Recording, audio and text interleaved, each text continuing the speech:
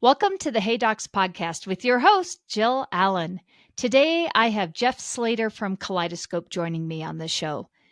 With AI becoming such a prevalent topic in everything these days, I thought it would be time to have the chat about what it is and how we should or should not be using it in our practices. From Google pay-per-click ads to AI pitfalls, we have a lot to cover. So let's dive in. Hey docs, let's talk about Smile Suite because it's not just another scheduling system. It's a game changer in the world of new patient management. And as a proud Smile Suite partner, I've witnessed the incredible impact it has on practices of all sizes. Smile Suite means your new patient calls and web leads are expertly handled 7 days a week, even during nights and weekends. And they offer top-notch customizable presentation software and seamless post-consultation follow-up. It's like having a secret weapon for your practice's success. Curious? Dive into the revolution at getsmilesuite.com. And don't forget to mention Hey Docs to unlock some extra goodies. Elevate your practice with Smile Suite because every smile deserves a suite of excellence. Jeff, I am so excited to have you on Hey Docs today. It's always such a pleasure to have Mary Kay and now yourself from Kaleidoscope on. So in the event that somebody hasn't had an opportunity to meet you yet or talk with you yet, would you mind just talking to us a little bit about yourself and your role at Kaleidoscope? Yeah, for sure. I'm the VP of Operations at Kaleidoscope, and also thank you, Jill. It's really exciting to be here with you today. And I actually started as Mary Kay's first full-time employee. So a lot of people in our industry recognize Mary Kay. They know her name, the original orthopreneur, orthodontic SEO and web design. And back when her office was in her house, she had a bedroom converted to an office. I would sit next to her 3 feet away and just look over her shoulder and listen to what she said and do her research and do her proposals and really just learned everything on the job. And that was probably 2011. So one of the things that I love about having Kaleidoscope and yourself on is just that you guys, I feel like, have a really great pulse on what is happening out there in our industry and technology, especially when it comes to all things, and I'm going to say internet related, but that's such a very generic term. I would love to jump into the whole AI discussion because I feel like that's such a hot topic right now. And there's so many things that we can do with AI. And I would love to hear it from a marketing standpoint, what you guys are seeing and how you think we can use AI a little bit better in our orthodontic practices.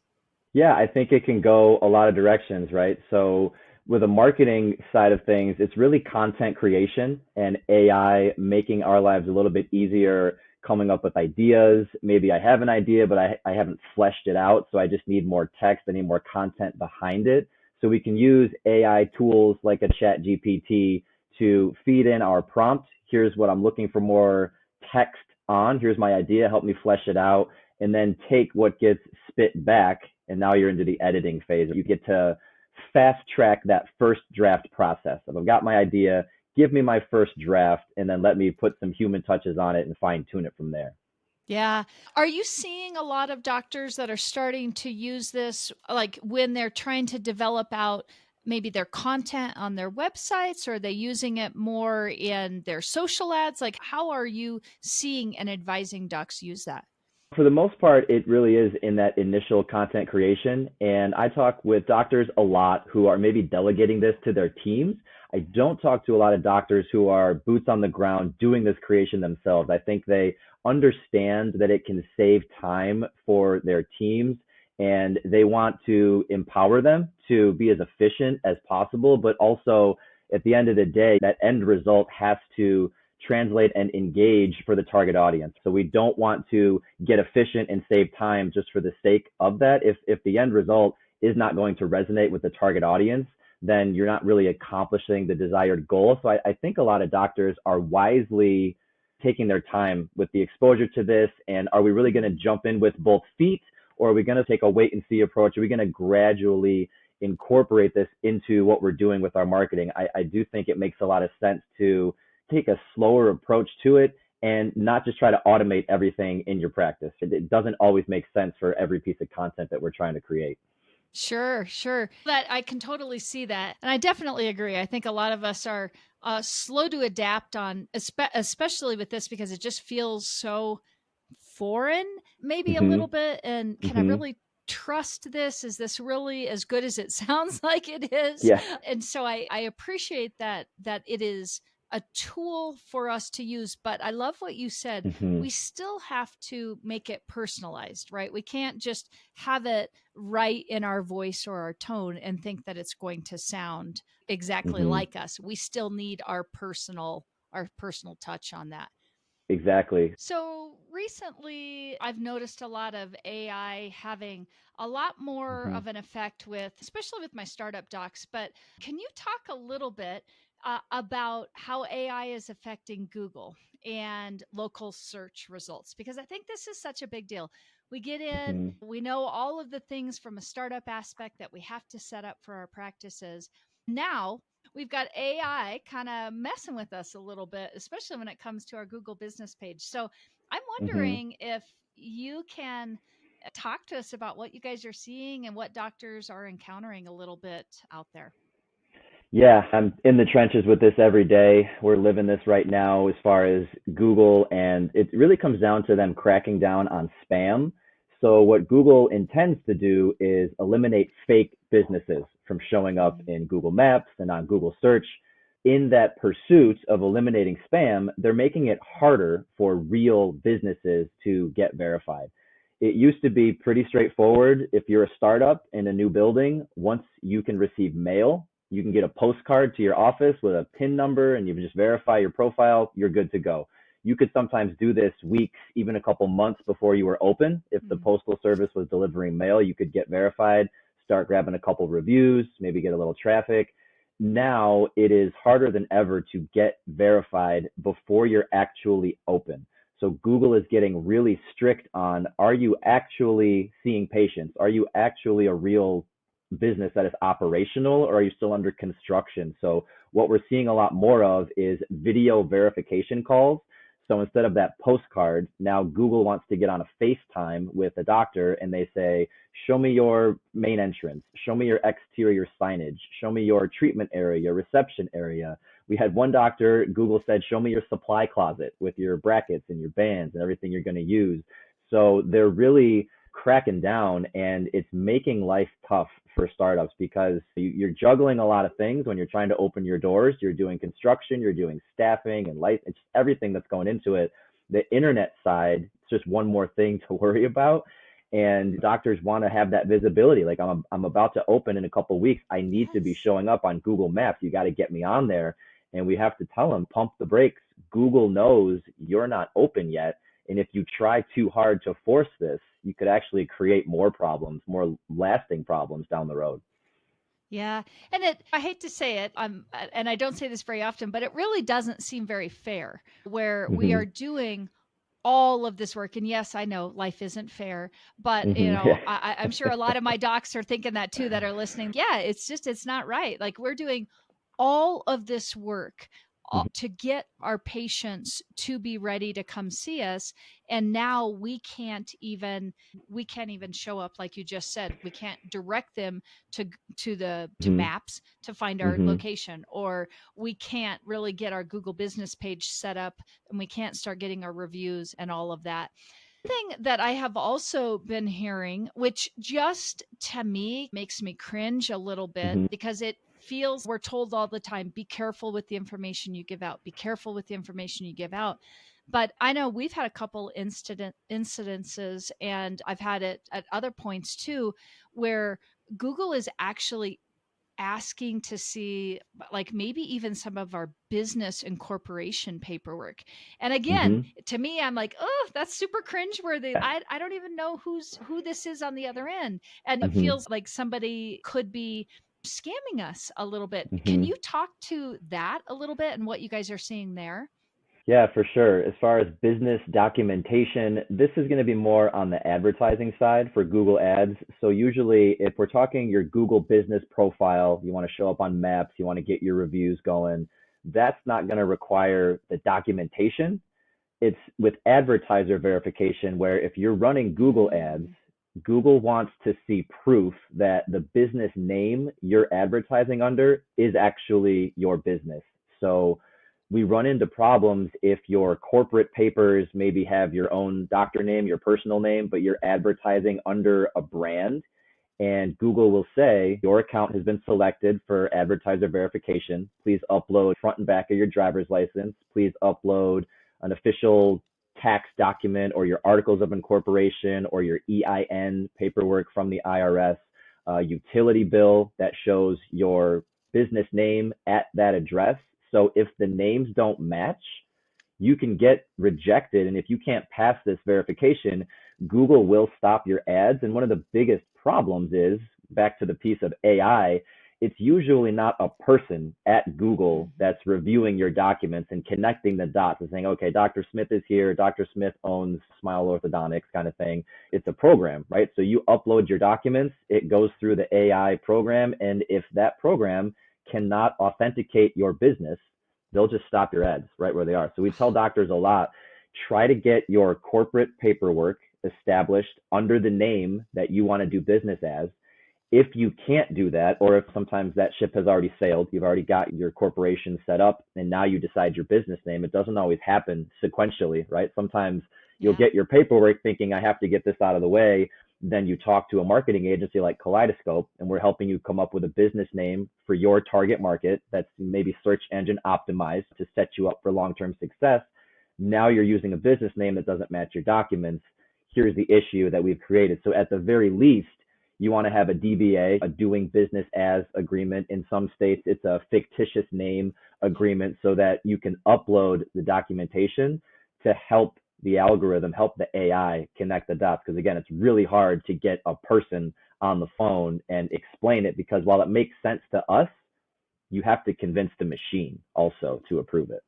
Yeah, and talk about, I would have never thought even 3 years ago that like even the information that you just said that they're asking for, we would Mhm. be uploading just to whoever happens to be Mhm. on or whatever machine is out there that's, that's looking at it. And again, it just feels so Yeah. wrong. And yet I know that a lot of doctors are really running into this problem where, Mhm. they're probably like me going, we've been told all along, don't give out your driver's license, don't give out your Right. social security number, don't give out your, and it feels like we're just giving away the keys to the castle, and who Mhm. knows who's, is this for real or not.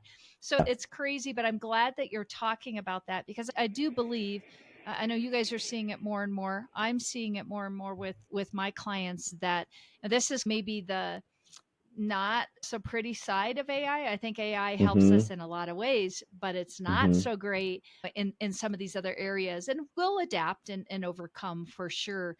But I Mhm. think that this initial phase is pretty tough, and I believe is going to make it really hard for doctors in this next year and a half or so until we really get this figured out. Would you agree? I would agree. Yeah, these are, do you want to call them table stakes, right? These are table stakes now. They have changed. This is what you need if you want to participate in Google's ecosystem, right? They make the rules. Mhm. They do whatever they want, and we have to follow along behind. And if you don't want to play along, Google does not care. They're still going to make billions and billions of dollars off of all the other businesses who do follow their rules. But if a couple of small businesses decide not to upload their driver's license or their passport because they just don't want to share that information with Google, I got news for you. If Google wanted it, they'd get it, even if you don't upload it. Like Google can find your driver's license number. Like I have my own, I've made my peace with this when I'm giving my credit card or entering my PayPal information. Am I on a safe device? Am I on a secure network? I go, I'm not worth that much for this to matter. And if a bad actor out there wanted my data bad enough, I'm not going to stop them from getting it. So I may as well Yeah. just live my life and try and do whatever I can to help my business be successful. So that could be the tax documentation or the articles of incorporation, whatever else it may be. Yeah, yeah, for sure, for sure. So let's talk a little bit. I know we got into this because you were clarifying that we're seeing this more and more, especially when we want to run ads. But Mm-hmm. how are some other ways that you are seeing AI impact us, maybe on that Google ad space side, and what's happening even with our pay per clicks and all of that? Yeah, good question. So the verification is the biggest piece, just making sure that Google trusts your business, and that's a barrier to entry. If you don't have that piece, Mhm. then none of the rest of this stuff matters. The advertising algorithm itself is now teeming with AI. Google has injected so much AI into its advertising program to the point now that we used to, as advertisers, be able to run what were called text ads or standard text ads, where we control every letter. What's the message? What's the call to action? What does the link say? Where does the click go? We would have a lot of control. Now, pretty much all Google ads are what are called dynamic, which basically means that when a user types in their search term on Google, the ad is created in those milliseconds by the algorithm based on a number of signals. So the actual search term is, of course, an important signal. The search history and behavior of that specific user is part of it. The advertising ecosystem in their area. What are the other advertising campaigns doing? Also, what are other users in that area engaging with? What seems to be successful? And another big piece is proximity or physical location. You'll hear a lot of buzzwords like geotargeting or hyperlocal. And what that means is Google knows where pretty much everyone is, and that includes the users and the businesses. So your physical location has a huge impact on the ads that are going to be served to you, more so than specifically what you're typing in. And you've probably seen this in your own experience if you're sitting at home and or if you're on vacation and you type in coffee shop near me, and then you leave the Airbnb, you drive 5 minutes in any direction, do the same search, coffee shop near me, you get completely different results, right? Because Google Yes. knows you moved, and therefore the relevant businesses for your search, that whole landscape has also changed. So everything Hmm. is evolving in real time, and it's AI that's driving a lot of this and making a lot of these decisions. So Google's even taking away some of our control, some of our ownership over what the ads say and when they show up, and letting their own programs make a lot of these decisions. Wow. Again, I suppose in some ways it's great because it's just continuing to really drill it down and really get it to who our target audience may be. But on the Hmm. other hand, wow, that they're Hmm. taking the creative component out of it, or what we may Hmm. keyword we may use, or something that we think is something that makes us stand out, that may be going by the wayside, it sounds like, maybe a little bit. Definitely. And we have to be more creative in how we can still have an impact. And part of it, there is still expertise that goes on behind the scenes with the optimization, with the setup, with where you're moving your budgets around and different keyword sets. There is still an art and a science to it. It's not as simple as just set it and forget it. The playing field has not been leveled to that degree to where the layperson can just plug in a budget and a couple keywords and be on the same level as an expert who's been doing it for 10, 15, 20 years. Mhm. Maybe the golden age for orthodontic pay-per-click has passed us by, when we could get all the traffic and most of your competitors weren't even running ads. So you're paying a couple Yeah. bucks a click and you're one of the only ones who's even bothering to do it. It has gotten more competitive and we do have more noise to sift through, but that's also where you get into what's your landing page look like? What's your offer? Are you giving a discount? Are you engaging those users after the click? You still have to create that experience of, okay, Google's controlling a lot of stuff from the time they type in the search to clicking on an ad, but where they end up after they click, that's still where marketers and advertisers have a lot of work to do to, okay, you got that click, now you have to engage them, keep that attention, drive them to that desired action, which is usually call your office or fill out that form. So there is still a Yeah. lot of work to be done even after the ad shows up and somebody clicks on it. Yeah. Ah, such good information. So, how do you see AI working? Like you were just breaking that down, but any other Mm-hmm. areas within our marketing industry that you're really seeing that pull in? It's really going to be with your content and your chatbots. If you've been in some of the conferences and some of the lectures where you've got AI experts who are peddling the latest and greatest product that uses AI to, take a prospective patient from, they hit your website, AI can answer all their questions and get them scheduled and do 95% of the heavy lifting. Sometimes I think they go a little too far, where they say this is going to save you hundreds of hours a year, or this is going to eliminate hours of meaningless, mundane tasks. And I'm sitting there going, that's somebody's job. That's a real person who's doing this work. So they can paint a very rosy picture of how automation is going to make you so much more efficient and so much more profitable. But I think with anything, you have to look at it through the lens of orthodontics. And in our industry, it's a very specialized profession, and people aren't just looking for the cheapest, easiest, fastest, most automated. People want to know, who am I going to be talking to? Who's going to be treating me, or who's taking care of my kid? They want to talk to a real human. So if you talk to the AI people, they'll say, this is the greatest thing since sliced bread. I can have a robot do all this stuff.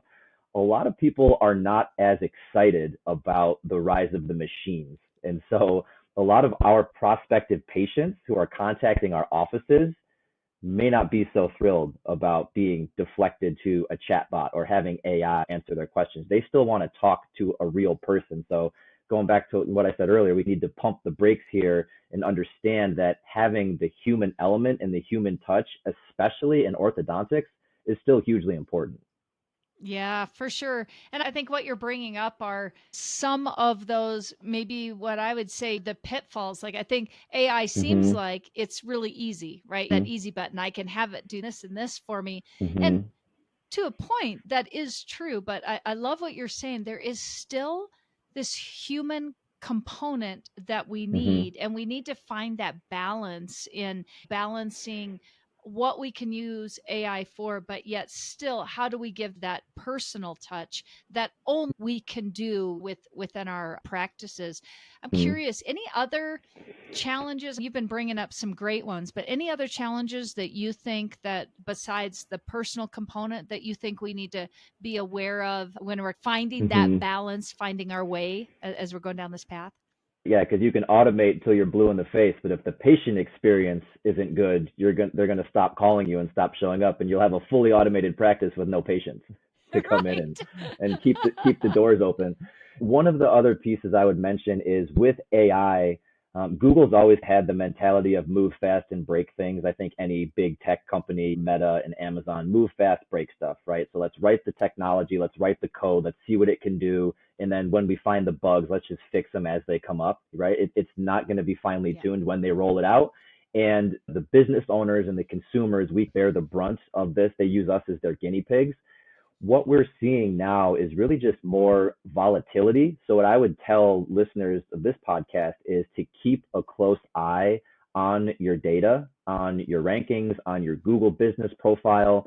There's always been the potential on Google for things to change overnight, right? They'll make an update and they won't tell everybody. Sometimes they'll announce their updates. A lot of times they don't.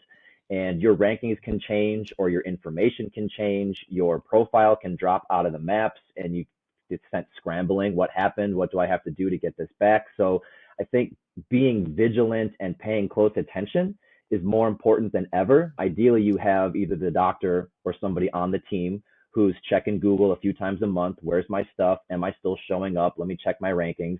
We had one client where they've been in practice for years. They actually started 50 years ago, and the initial doctor sold it to one of our clients, and just at the drop of a hat, overnight, no warning, their profile disappeared from Google Maps, and they got an email that What? said your Google business profile has been disabled, and the reason was Google determined their business did not exist, which we know is completely untrue. It's been in the same location for literally almost 50 years, and we've now been trying to troubleshoot this for them. And it goes back to making sure your information is accurate and consistent and that it matches across the board, because Google's algorithm in a lot of ways is like a big spreadsheet. So your business profiles, your business listings are all like individual cells on that spreadsheet.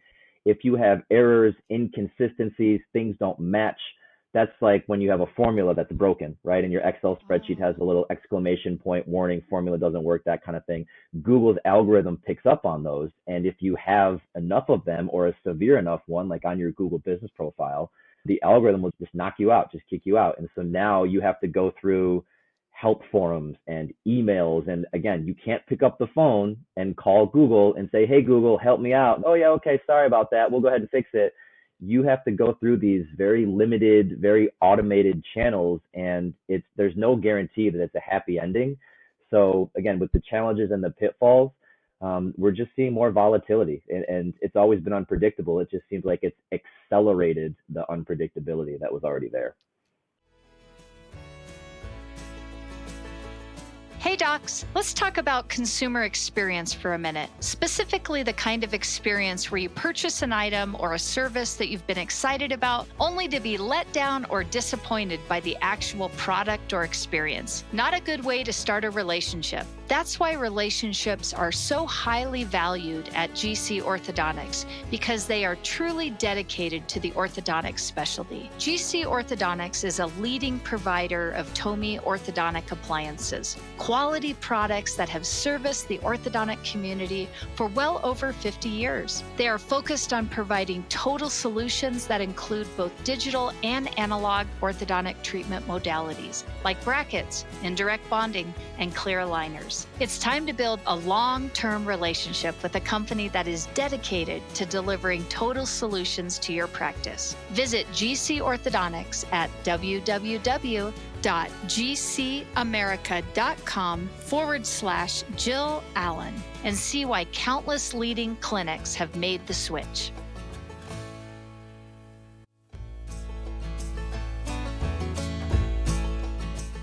By now, we all know I talk to a lot of doctors and give advice to practices in every stage of their life cycle. And one question my docs ask all the time is, who do you recommend for marketing to attract more new patients from the internet? My answer? Easy.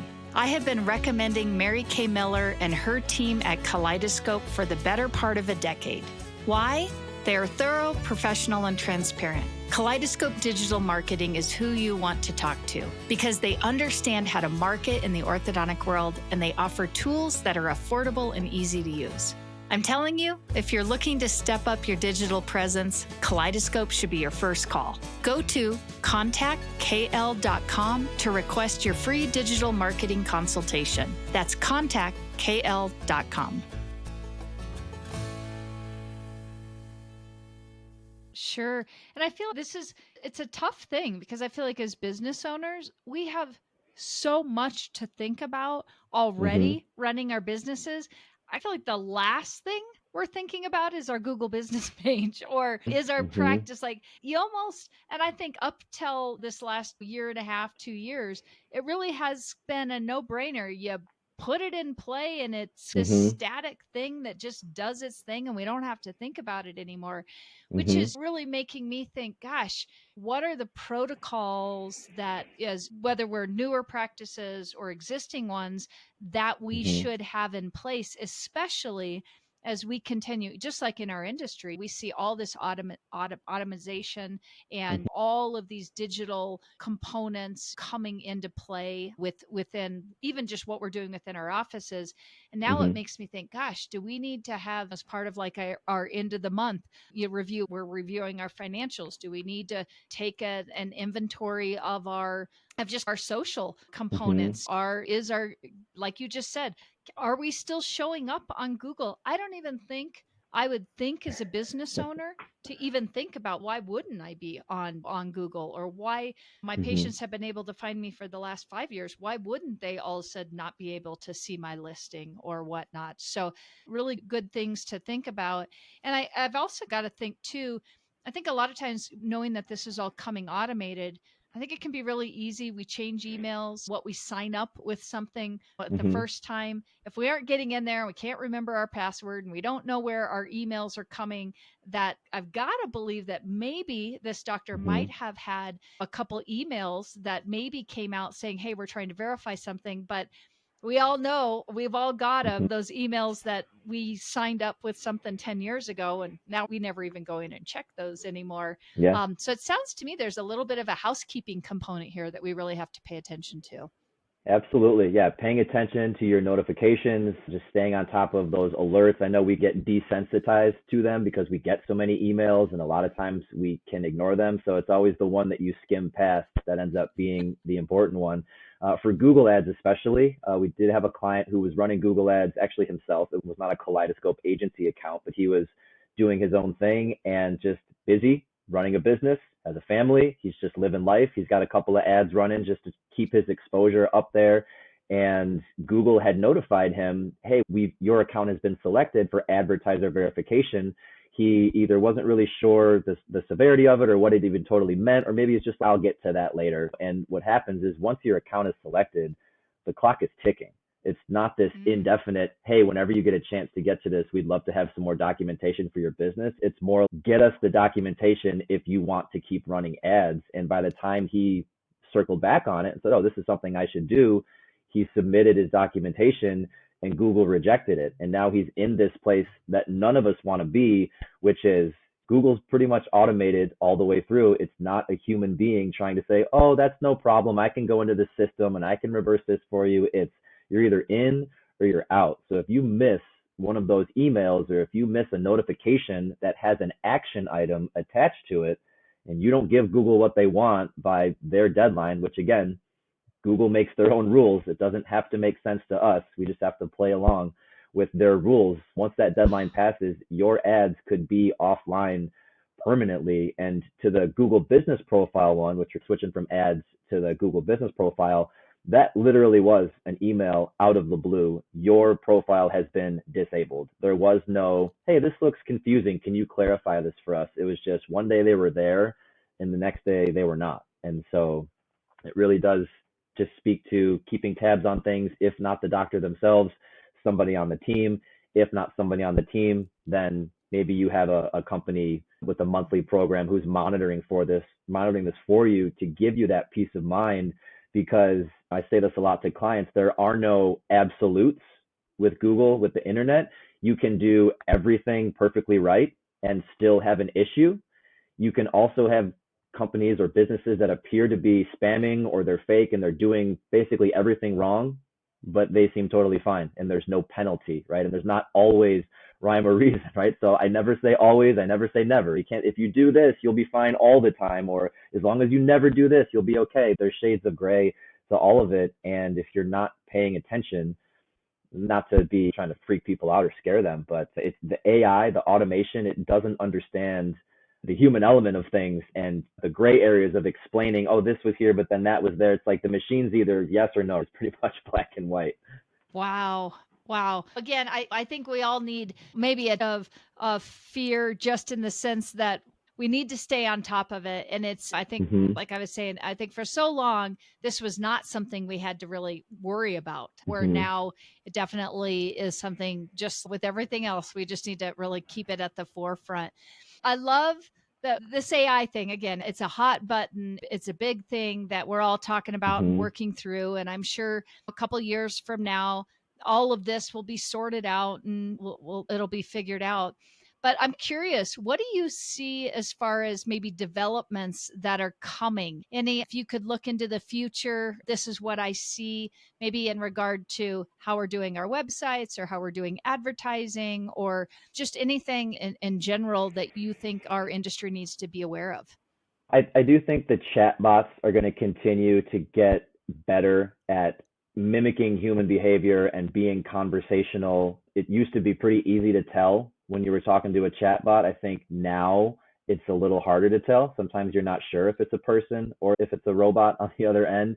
And I would say that as the technology gets better, we'll have to do less proofing. But right now, like for instance, if you're using ChatGPT for an email or a blog or your social captions, or maybe it's writing subject lines for you, you're still going to need to go through it with a fine-tooth comb and edit it and put it in your voice and make sure that it's not inaccurate or completely false. Or what we're even finding is when you're using ChatGPT, a lot of what that language model was trained on is now 2 years old, 2, 3, 4 years old.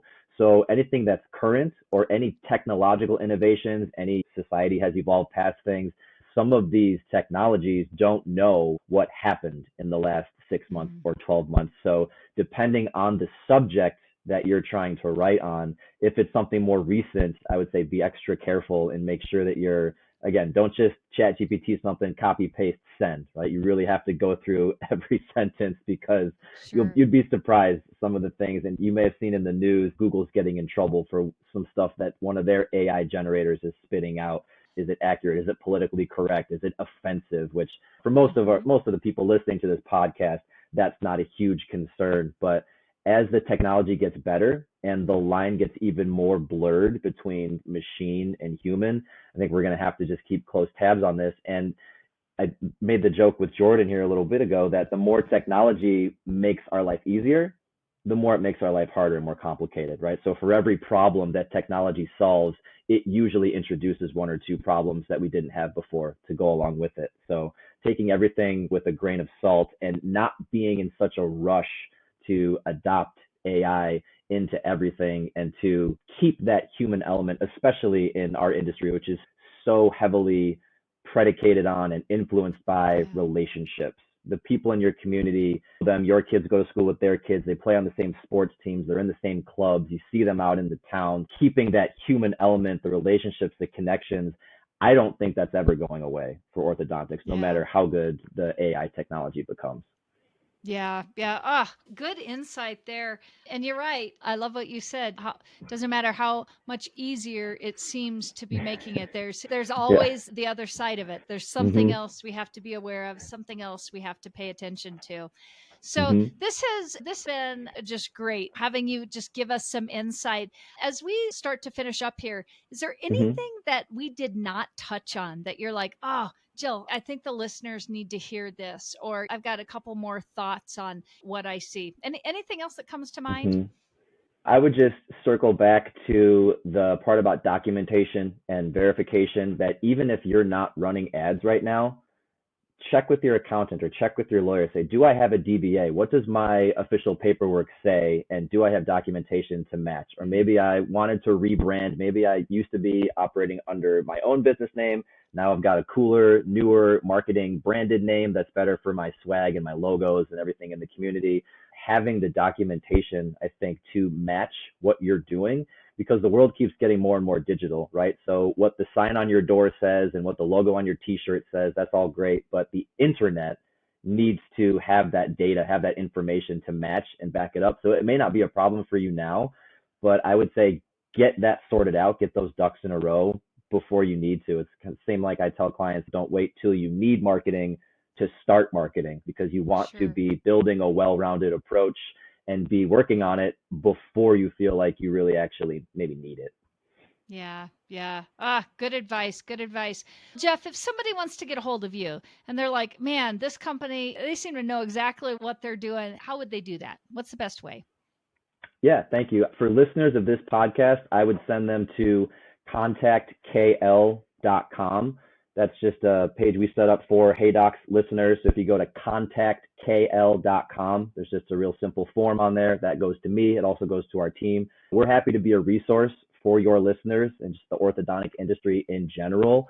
We do have a full website that's over at thekaleidoscope.com, which is longer and harder to spell. So you can go to thekaleidoscope.com for all the content, all the pages, everything else. But yeah, I would say for your listeners, contactkl.com is the best place for them to go. Yeah. And one of the things that I have just always loved about you guys is that, and listeners, I'm just going to put this out there. Sometimes you may not know what you need or what you're looking for, but I know Jeff and Mary Kay and the team over there, they are always there to just answer questions and give you good information. And sometimes that's just the starting point, is just finding out what you may or may not need and what you should do. I know I always lean on them a lot when I've got docs that are doing transitions, because there's so much that goes into switching from one practice to another doctor coming in and whatnot. So definitely, I would say they're a good resource out there for you. And I think Jeff has done a great job just enlightening us on all of the things that I don't think any of us are thinking about, because it's coming at us so quickly, and knowing that, yes, it isn't a phishing scheme from Google. It is for real. And if we don't do it right, we're not going to have a website up or maybe an advertising campaign going. So as we finish up here, one of the things that I like to do is finish us up with a speed round. I know you know that. So are you ready for the speed round challenge? I may have spent more time preparing for the lightning round than I spent preparing for the questions about AI. This was racking my brain. It's hard to pick just one thing for some of these questions. It really is. All right, here we go. Coffee or tea? Iced coffee in the afternoon. It's iced coffee o'clock right now. Ah, I love that. All right. Yeah. Favorite book? So I pretty much read children's books with my kids right now, so I don't have a lot of favorite books, but I'm big on encyclopedias and like coffee table books where you just flip to a page and something like Around the World in 100 Trees or Atlas of Empires. Just flip to a page and Oh, something cool. interesting. That's my jam for books. I love that. I love that. How about a favorite outdoor activity? I would have to say golf, and I'm in Rochester, New York, so golf season. We were just getting our first taste of golf, but also taking my daughters to the beach or to the pool, getting out with a packed cooler, some sun, Bluetooth speaker with some tunes. I have two daughters, second grade and third grade, Charlotte and Isla. They're super Oh. fun humans, so I love getting to hang out with them. Oh, that's awesome. There, I agree. Nothing like sunshine and a pack cooler. That's great. If you Yes, could be remembered for one thing, what would that be? just being a great dad. Ah, I love that. I love that. And then final one, best piece of advice you've ever received. Man, I cycle through these every day, but I would probably go with whatever you're looking for, you'll find it. So if you're looking for the good and the happy and the positive, you'll find it. And if you're the flip, if you're looking for negativity, pessimism, the bad side of things, you'll definitely find that too. So it's all in how you want to frame it. Whatever you want to look for, that's what you're going to find. Ah, great advice for sure. Again, Jeff, it has been wonderful having you on the show. I definitely appreciate Kaleidoscope and what it has done for my clients. I've had a lot of clients that have used you guys. So thank you so much. And I know we'll have you on again. Thank you. Likewise. Thank you. See ya.